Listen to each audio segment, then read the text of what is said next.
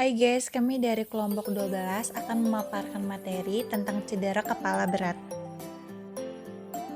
yang beranggotakan Sekariski Wanda, Wulanayu Utami, Rizal Maulana Firdaus, Zui Nazara Afifah, dan Muhammad Aziz. Laporan pendahuluan.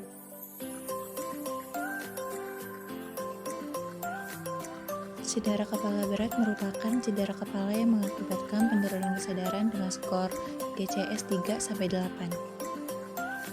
Prevalensi cedera kepala, mortalitas cedera kepala. Menurut penelitian yang dilakukan oleh National Trauma Project Islamic Republic of Iran, bahwa di antara jenis cedera tertinggi yang dilaporkan adalah cedera kepala 78,7%, dan kematian paling banyak juga disebabkan oleh cedera kepala. Penyebab terjadinya cedera kepala yang paling sering terjadi karena kecelakaan lalu lintas, jadi dari ketinggian, tertimpa suatu benda, dan masih banyak lagi. Faktor predisposisi, rumah benda tajam, kekuatan benturan, akselerasi, kontraksi. Faktor partisipasi, usia dan jenis kelamin. Anatomi dan fisiologi. Sistem saraf dibagi menjadi dua, yaitu sistem saraf pusat dan periferi. Otak dilindungi di dalam tengkorak lapisan terluar otak adalah kontraks cerebral, terutama terdiri dari badan sel saraf, memberikan warna abu-abu penampilan. Etiologi. Kejadian cedera kepala bervariasi mulai dari usia, jenis kelamin, suku, dan faktor lainnya. Penyebab cedera kepala berat adalah trauma tajam, trauma tumpul. Akibat trauma tergantung pada kekuatan benturan, akselerasi dan deselerasi, kap dan kontrak kap. Untuk patoi bisa dilihat ya teman-teman. Manifestasi klinis, cedera kepala yang timbul meliputi gangguan kesadaran, konfusi, abnormalitas pupil, serangan onset, tiba-tiba berupa defisit, neurologik, perubahan tanda-tanda vital, dan masih banyak lagi. Patofisiologi. Dalam keadaan normal, cerebral blood flow adalah 50-60 mili per menit per 100 gram.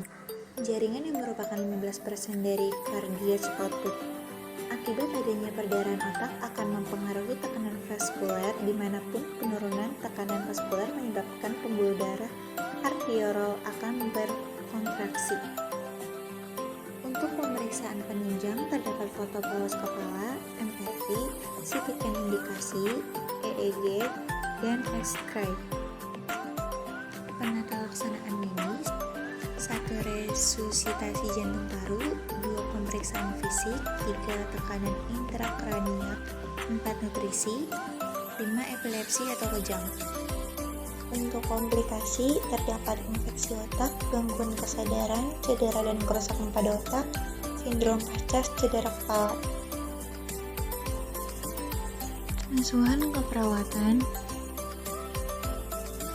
Kasus Tuan R dirawat di rumah sakit akibat kesadarannya menurun akibat pernah kecelakaan lalu lintas yang menyebabkan cedera kepala berat. Pasien terdapat luka lebam pada pipis sebelah kanan, berial hematoma pada kedua mata, terdengar suara napas tambahan, peteres total, infusomata radia AFF karena plebitis, gerakan ekstremitas tidak terkoordinasi, terdapat akumulasi, produksi sekret pada saluran pernafasan, fibrus, hyperventilasi. Pengkajian data pasien. Nama Tuan R, umur 25 tahun, jenis kelamin laki-laki, pendidikan SMA, pekerja wirausaha swasta. Identitas penanggung jawab, bernama Tuan S, berusia 49 tahun, jenis kelamin laki-laki, alamat Magelang, dan tidak bekerja. Riwayat kesehatan, keluhan utama saat pengkajian, cedera kepala berat. Riwayat keluhan utama, klien pos KLL pada tanggal 4 Oktober 2023 terdapat luka lebam pada pipis sebelah kanan, berial hematoma pada kedua mata, kesadaran menurun, terdengar suara napas tambahan googling, peteres total, infus sementara di AFF karena plebitis, gerakan ekstremitas otak terkoordinasi. Riwayat kesehatan masa lalu. Pasien rujukan puskesmas masuk dalam keadaan tidak sadar akibat KL. Perdarahan aktif telinga kanan, hematoma pada kepala kanan atas ukuran 3x3 cm, hematoma pada alis kiri ukuran 4x5 cm, ditambah luka robek ukuran 2x1 meter, lecet pada pipi kiri ukuran 1x1 cm, lecet pada bibir atas, pendarahan dari hidung. Riwayat alergi, menurut keluarga klien tidak memiliki alergi apapun dari segi obat maupun makanan. Pengkajian pola fungsional kesehatan. Keterangan persepsi kesehatan ada pola metabolik nutrisi, pola makan, nafsu makan, frekuensi makan, pola makan, tantangan makan, pola minum, jumlah cairan per hari. Sebelum sakit tidak bisa dikaji, baik 3 kali sehari, 1-2 porsi habis, tidak ada 7-8 gelas per hari. Sesudah sakit tidak bisa dikaji, makanan dan minuman melalui NGT 3 kali sehari atau tiap shift.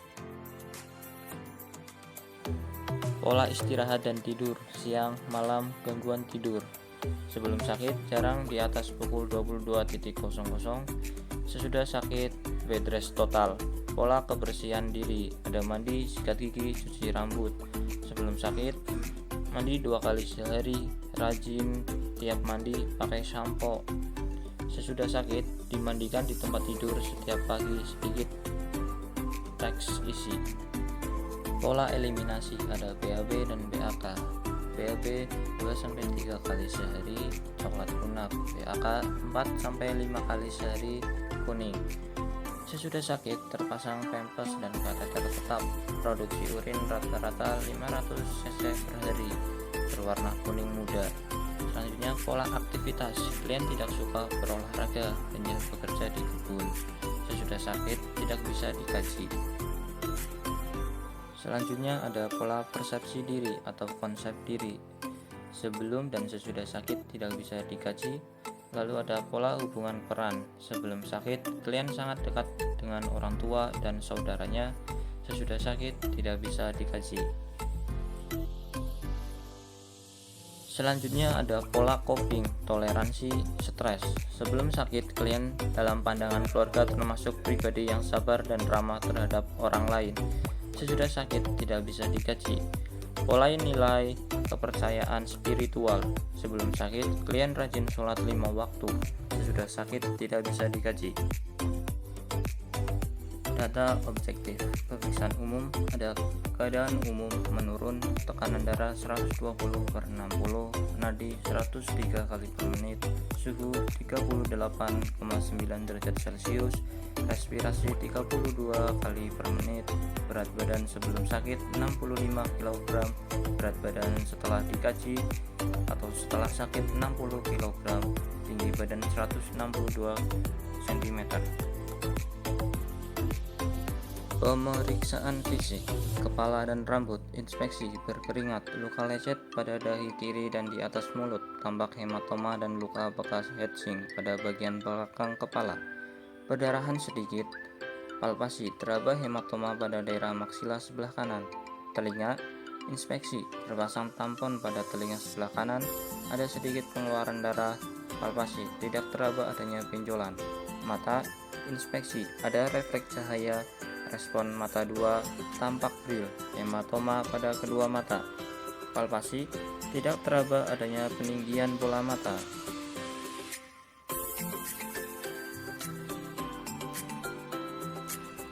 Hidung, inspeksi, terpasang NGT, terpasang O2 nasal 3-1 pm, palpasi, tidak ada kelainan atau krepitasi pada tulang hidung.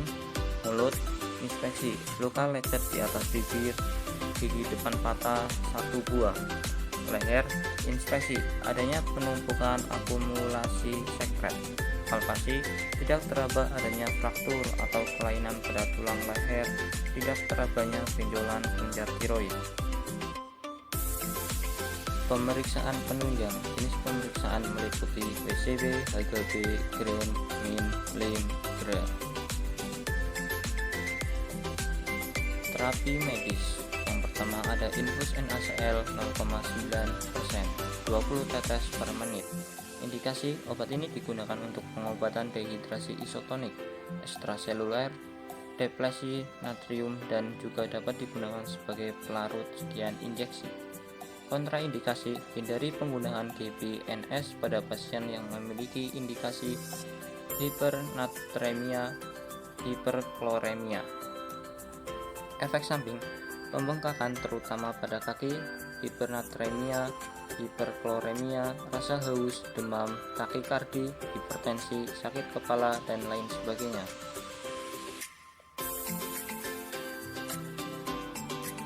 Yang kedua ada injeksi ceftriaxone 1 gram per 8 jam melalui IV. Indikasi untuk mengatasi infeksi bakteri gram negatif maupun gram positif. Kontraindikasi pada individu dengan riwayat hipersensitivitas terhadap obat ini atau golongan cefalosporin lainnya. Efek samping: sakit perut, mual, muntah, diare, dan pusing. Lalu injeksi ranitidin 1 ampul per 8 jam melalui IV. Indikasi tuak lambung dan tukak duodenum, reflux esofagitis, dispepsia episodik kronik. Kontraindikasinya penggunaan pada pasien dengan alergi terhadap obat ini atau sediaannya. Efek samping: sakit kepala, sembelit, diare, mual, muntah, sakit perut.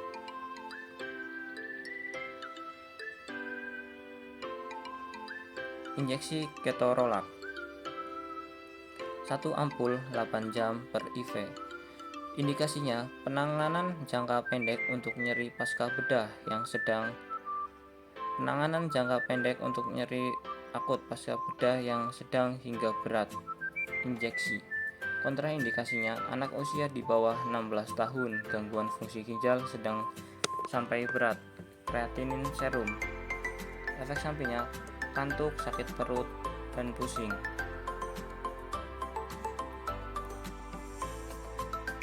Injeksi phenytoin 100 mg per 8 jam melalui IV.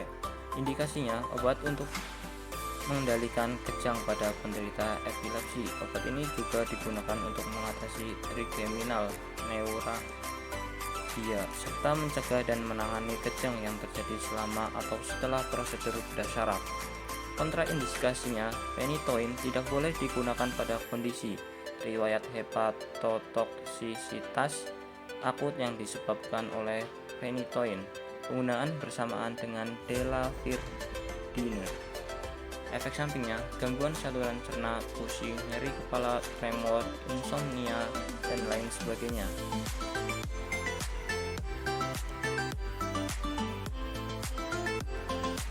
Lalu mannitol 4 kali 100 cc.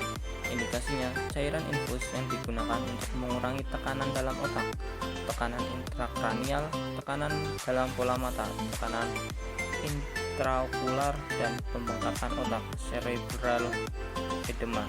Kontraindikasinya pada pasien dengan hipersensitivitas terhadap obat ini, kondisi anuria, edema paru yang berat, gagal ginjal, dehidrasi berat, edema metabolik, penyakit ginjal progresif, dan perdarahan intrakranial aktif. Efek sampingnya menggigil dan demam. Drug study infus NaCl 0,9%. Sebelum dilakukan tindakan, perawat menyiapkan infus NaCl dengan dosis 20 tetes per menit. Saat dilakukan tindakan, pasien merasakan nyeri saat menyuntikan pemasangan infus. Sesudah dilakukan tindakan, pasien merasa nyaman karena keseimbangan tubuhnya mulai membaik. Injeksi ceftriaxone. Sebelum dilakukan tindakan, perawat menyiapkan obat ceftriaxone dengan dosis 1 gram 8 jam per IV. Saat dilakukan tindakan, pasien merasakan nyeri dan pegal pada bagian yang disuntik. Sesudah dilakukan tindakan, pasien merasa sedikit mual.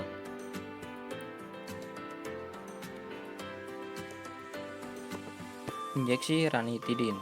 Sebelum dilakukan tindakan, perawat menyiapkan obat ranitidin dengan dosis 1 ampul 8 jam per IV.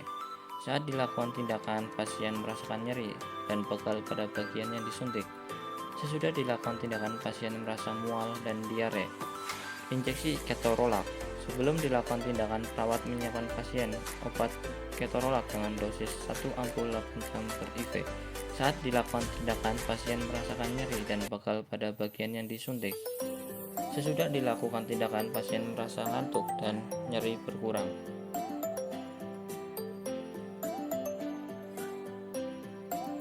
Injeksi phenytoin. Sebelum dilakukan tindakan, perawat menyiapkan pasien dan obat phenytoin 100 per 8 jam per IV. Saat dilakukan tindakan, pasien merasakan nyeri dan pegal pada bagian yang disuntik. Sesudah dilakukan, pasien merasa lebih nyaman dan tenang. Mannitol. Sebelum dilakukan tindakan, perawat menyiapkan pasien dan obat mannitol dengan dosis 4 kali 100 cc. Saat dilakukan tindakan, pasien merasakan nyeri dan pegal pada bagian yang disuntik. Sesudah dilakukan tindakan, pasien merasakan menggigil. Analisa data.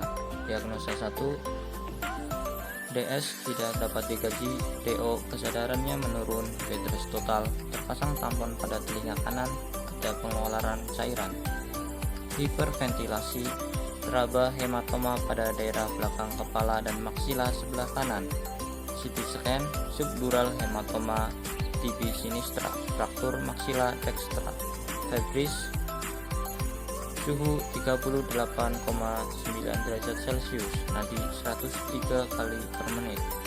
Problemnya, resiko perfusi jaringan cerebral tidak efektif, etiologinya cedera kepala.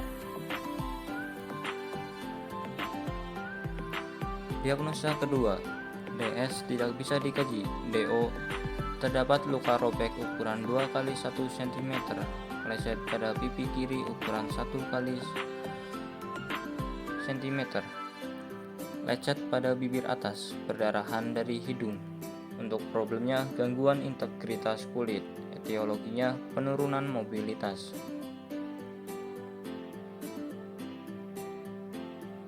Diagnosa ketiga, DS, pasien mengatakan cemas dengan kondisinya. DO, pasien tampak gelisah, pasien tampak cemas, akral teraba dingin, suhu 38,9 derajat Celcius, nadi 103 kali per menit, respirasi 32 kali per menit, tekanan darah 120 per 60. Untuk problemnya ansietas, etiologinya ancaman terhadap kematian.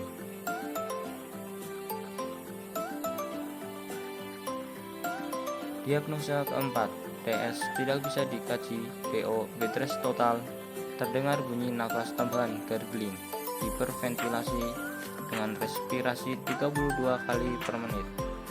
Untuk problemnya gangguan bersihan jalan nafas, etiologi sekresi yang tertahan.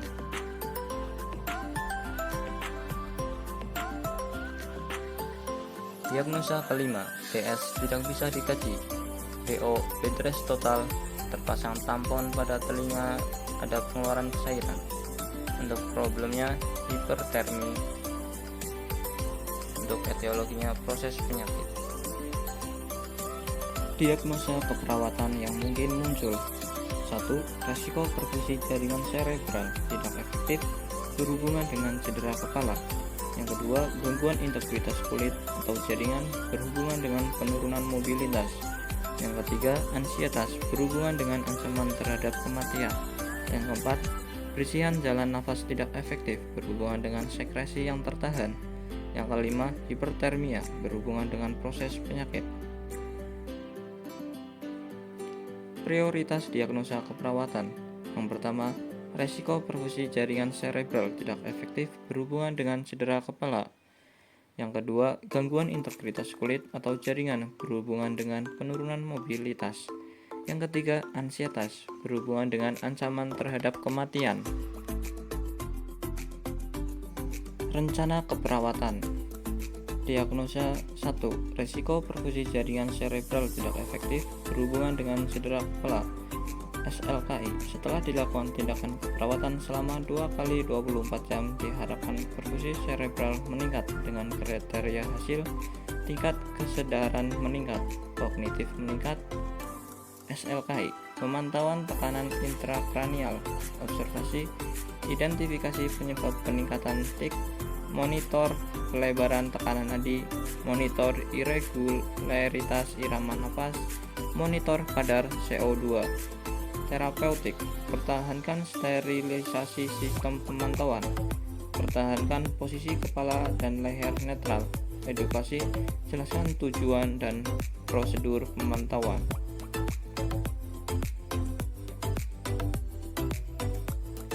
Diagnosa kedua, gangguan integritas kulit atau jaringan berhubungan dengan penurunan mobilitas. SLKI, setelah dilakukan tindakan keperawatan selama 2 kali 24 jam, diharapkan integritas kulit dan jaringan meningkat dengan kriteria hasil: hidrasi meningkat, kerusakan jaringan menurun, kerusakan lapisan kulit menurun, nyeri menurun. SLKI, perawatan luka, observasi, monitor karakteristik luka, monitor tanda infeksi. Terapeutik, bersihkan jaringan nekrotik, berikan salep yang sesuai ke kulit atau lesi, pertahankan teknik steril saat melakukan perawatan luka, jelaskan tanda dan gejala infeksi, anjurkan mengonsumsi makanan tinggi kalori dan protein, kolaborasi pemberian antibiotik.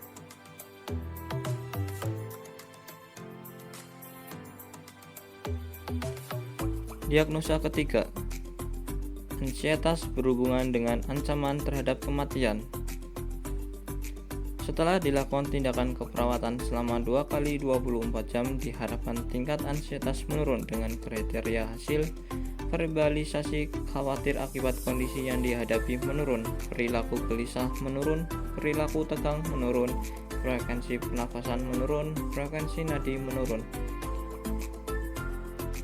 Reduksi ansietas, observasi, monitor tanda dan gejala ansietas, ciptakan suasana terapeutik untuk menumbuhkan kepercayaan, informasikan secara faktual mengenai diagnosa, pengobatan, dan prognosis, anjurkan keluarga untuk tetap bersama pasien, latih teknik relaksasi. Implementasi dan evaluasi. Hari ke-1, diagnosa 1, implementasi, mengidentifikasi penyebab peningkatan TIC, memonitor peningkatan tekanan darah, memonitor pelebaran tekanan nadi, memonitor penurunan frekuensi jantung, memonitor irregularitas irama napas, memonitor penurunan tingkat kesadaran, memonitor kadar CO2. Evaluasi. S. Pasien mengeluh kepalanya terasa sakit. O. GCS T2V1M5, tekanan darah 110/60, nadi 93 kali per menit, suhu 39,5 derajat Celcius, respirasi 20 kali per menit, SpO2 92%. Posisi klien kepala lebih tinggi 15% dari kaki. A. Gerakan motorik meningkat, klien mulai bisa melokalisasi nyeri. P. Lanjutkan semua intervensi.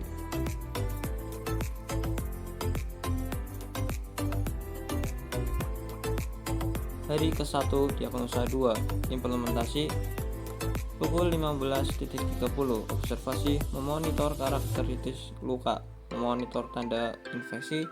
Terapeutik, membuka balutan dan plaster perlahan, membersihkan dengan cairan NaCl atau pembersih non-toksik, membersihkan jaringan nekrotik, memberikan salep yang sesuai ke kulit atau lesi, memasang balutan sesuai jenis luka, mempertahankan teknik steril saat melakukan perawatan luka. Evaluasi. S. Pasien tampak gelisah. O. Terdapat luka robek ukuran 2 x 1 cm, leset pada pipi kiri ukuran 1 x 1 cm, leset pada bibir atas, perdarahan dari hidung. A. Masalah keperawatan belum teratasi. P. Membersihkan luka pada pasien, memberikan salep yang sesuai ke kulit atau lesi.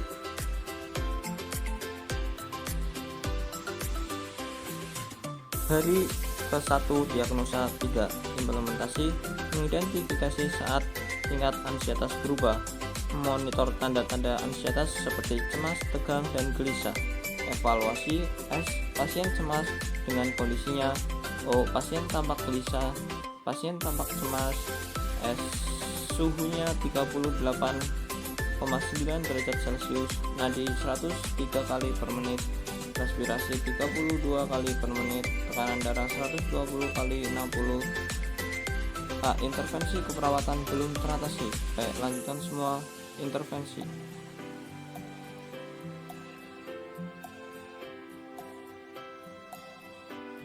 Implementasi dan evaluasi hari kedua diagnosa 1. Implementasi, mengidentifikasi penyebab peningkatan tik, memonitor tekanan darah, memonitor pelebaran tekanan nadi, memonitor penurunan frekuensi jantung, memonitor irregularitas irama napas, memonitor penurunan tingkat kesadaran, memonitor kadar CO2. Evaluasi. S. Pasien merasa kepalanya sudah terasa mendingan. O.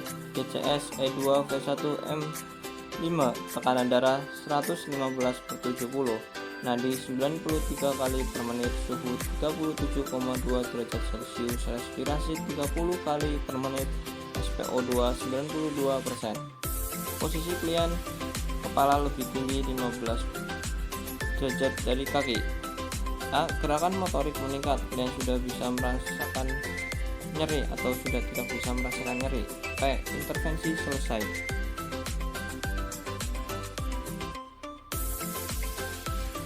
Hari kedua diagnosa 2. Implementasi, observasi, memonitor karakteristik luka, memonitor tanda infeksi, terapeutik, membuka balutan dan plester perlahan, membersihkan dengan cairan NaCl atau pembersih non-toksik, membersihkan jaringan nekrotik, memberikan salep yang sesuai ke kulit atau lesi, memasang balutan sesuai jenis luka, mempertahankan teknik steril saat melakukan perawatan luka.